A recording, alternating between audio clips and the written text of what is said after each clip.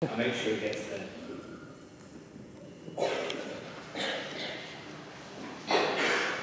The Right Worshipful Mayor of Reading, Councillor Mohammed Ali. Our Speaker, Mr. Gareth Cable, Mr. Michael Barrett, President of the Old Reading Pensions Association, guests of honour, governors, students, both old and current, of Reading School, parents, carers, grandparents, friends, and brothers and sisters too. Welcome. Welcome to this splendid event, which is a celebration of sustained high performance. Now, education at Reading School has the ability to nurture talent, to inspire passions, to increase social mobility, and transform boys into young men of character and commitment. I'd like to focus on three things in this address. Firstly, to set you a challenge. Secondly, to share key aspects of sustained high performance that we've experienced over the last 12 months. And finally, most importantly, to say thank you to everyone for their hard work and proactive support for the values of Reading School. So firstly then, a challenge. A challenge to be the greatest that you can be. In a night in Miami in 1964, the 22-year-old Cassius Clay defeated Sonny Liston in 7 rounds in the heavyweight boxing championship of the world, promising beforehand to shake up the world. No one at the time thought he had a chance, apart from Cassius Clay himself, but he proved everyone wrong. He was the challenger, the Louisville Lip, an upstart. Now, in this room are young men who can shake up the world in a positive way. Winning prizes here should be the beginning, not the pinnacle, of success. Now, at the weigh-in a few days before the fight, Cassius Clay verbally attacked Sonny Liston and seemed out of control. But arguably, this was an act, as on the night of the fight, he was absolutely focused. He was calm and focused and delivered.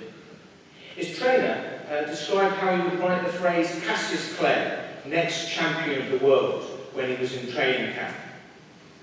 What we might call visualization. And on an individual level, I would want our boys to visualize future success, to learn to be resilient with challenges, and to develop their confidence, so that they too can shake up the world. So my challenge I give you until 2025, all of you in the room, till 2025 to be the champion in your field of endeavour, whatever you might choose it to be, to tear up the world, to make a positive difference. Cassius Clay was only 22, so pretty much everyone in the room will be at least 22 in 2025 when Reading School is celebrating its 900th anniversary of its founding. So don't be complacent like Sonny Liston, who had a great reputation, but be prepared to stick your neck out and take chances. So you're all invited back to the 900th anniversary celebrations in 2025, and please let me know then how you've met this challenge.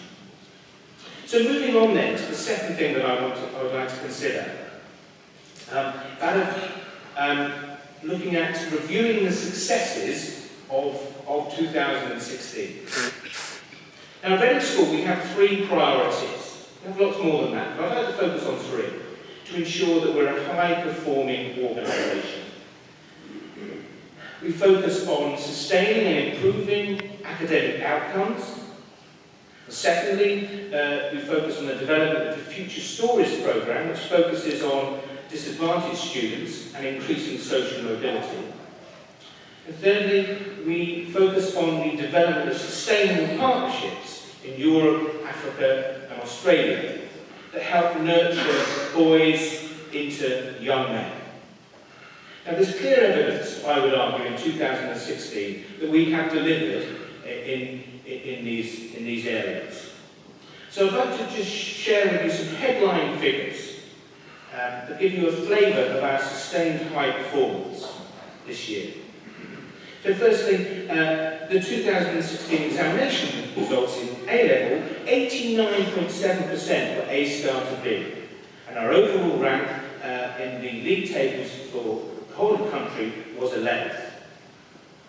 Some fantastic performances there, which were shared at AS. There's 70.92% of our grades were grade A. There's no A-star at AS. And A to B was our best ever at 86.6%. So I'm hoping, although they're decoupled now, I'm hoping that this augurs well for the future, for 2017, that we might even improve on our 89.7% A star to B. Because if we were just trying to be the same all the time, you're actually going backwards rather than moving forward. So that's our challenge. At GCSE, I'm proud to say that our current Year 12 students achieved the best ever results in terms of A star to A, 90.4% A star to A, and 60.3% A stars, again our best ever. So we were ranked 3rd nationally behind 2 girls' schools, so we were the top boys' school in the country for GCSE results. A fantastic achievement, I'm sure you'll agree. So overall, taking those together, according to the Sunday Times Parent Power league tables in November 2016, we were placed 7th nationally. A superb achievement. However, there is more to life than exams. And we're also proud of the Key Stage 3 National Badminton Champions, National Chess Champions, again, the 2nd time in 3 years. We were 2 times county and regional cup finalists in football. And only last Friday we were crowned the Under-18 Rugby County Cup champions, as well as in cricket, where the Under-15 were regional cricket champions. So in sport we excelled as well as academically. But what about character and compassion? They're an important part of what we do at Reading School too. And the house system goes from strength to strength. We've increased our intake to 150 from 124 per year for Year 7, because we wish to extend opportunities. We've successfully introduced a new house, Law House, so we have 5 houses now, not 4. And I'm sure you'll agree, those of you who attended the inter-house music competition, that the house competitions generally, and specifically house music, are just a tremendous advert for what our boys can achieve with support. In addition, the charity committee run by the students has raised over £9,000 for Syrian refugees, and nearly £10,000 has been raised for our partnership with Shore 24, an orphanage in Nakuru in Kenya. And currently we're raising money for the local charity supporting the homeless in Reading, Launchpad, and we're raising nearly £3,000 there. So that shows that not only are we develop boys in terms of their brains, but also their hearts. And I think that's really important that both those areas are emphasised in their education. So last I'd like to move on to saying thank you. My third, my last, but arguably my most important point. That we seek to develop an attitude of gratitude at Reading School. For boys and everyone involved with Reading School to be positive and gracious and thankful for the opportunities that are given and developed here. So, especially I'd like to thank all the teaching staff at Reading School for their tireless drive to improve, their commitment, their professionalism, and their dedication to providing what I believe is the best state education in the country. The success of so many of the students in front of me is due in no small measure to the inspiration of the teachers behind me on the stage. And I'd be grateful if we could show our appreciation for their hard work this year in contributing to the success of our students.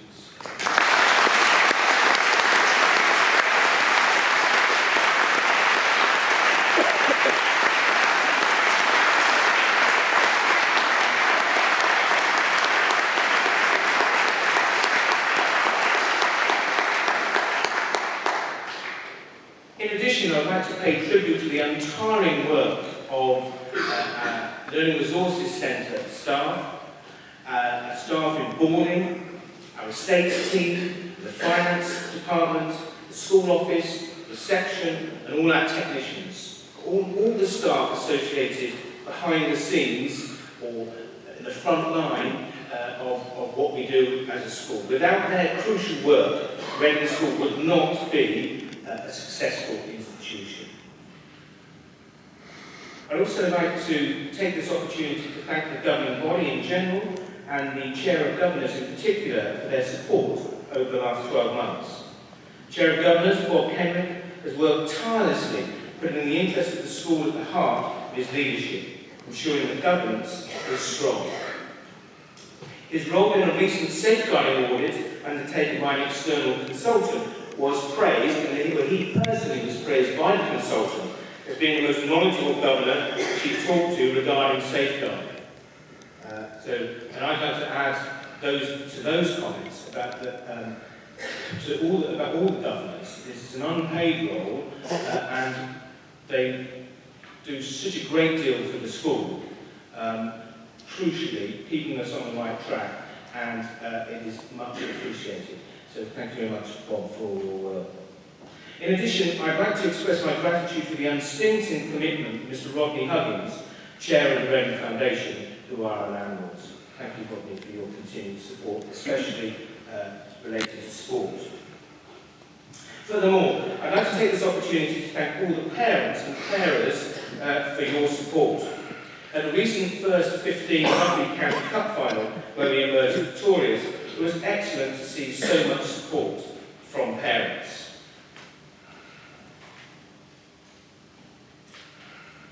Some parents have been on the touchline every week for the past 7 years, in the rain and the cold. Thank you for your support, win, lose or draw.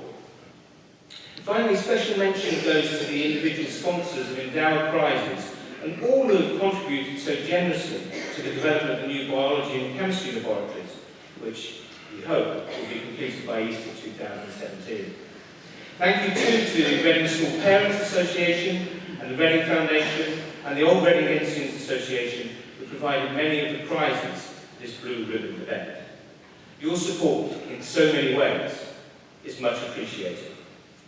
So, if I can just remind you about the challenge, to tear up the world, to be the best, to be the greatest, like Cassius Clay, who became Muhammad Ali, how he became the greatest, in your area that you choose to be. Come back in our 90th anniversary in 2025 and tell me how you've got on. Thank you.